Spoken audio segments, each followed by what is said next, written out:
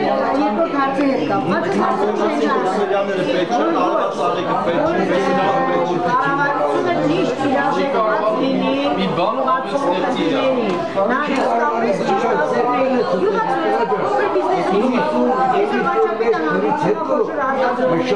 Կոշոր արտադրողում չի տալիս վարձին կամ կինով վաճառի վայնա բոլոր ճանապարհները փակում որպեսզի արտադրված ապրանքը շատ ցածր գներով վաճառվի այսինքն ճիշտ իրազեկված պետք է լինի կառավարությունը հոգացությամբ վերաբերվի ամեն մեկ ընտրի կարծում եք կառավարությունը տեղյակ չի գյուղացու խնդիրներից ես կարծում եմ որ նա ամբողջովին իրազեկված ճիշտ իրազեկված չի հարցը գյուղապետը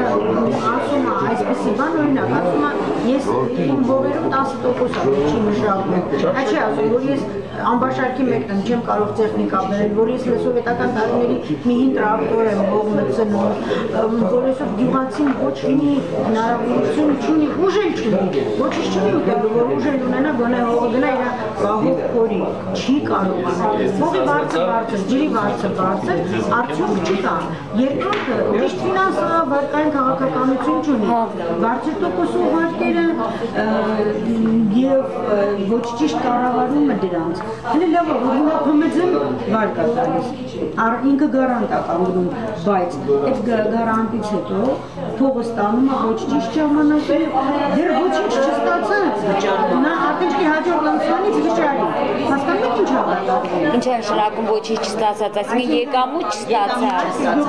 հիմա ես պամիդորի համար վարկ եմ ուզում վերցնել ինձ հիմա կարելի է 10%-ով վարկ բայց ես պամիդոր կարող եմ ունենալ սեպտեմբերին վաճառել ասենք թե հոկտեմբեր նոյեմբեր ամսից ես կարող ինձ ժամանակ չի տալիս ես վերցրած սովա հաջորդ ամսվա նույն օրվանից պիտի վերադարձնեմ տոկոսներով ամեն ինչ եւ երրորդը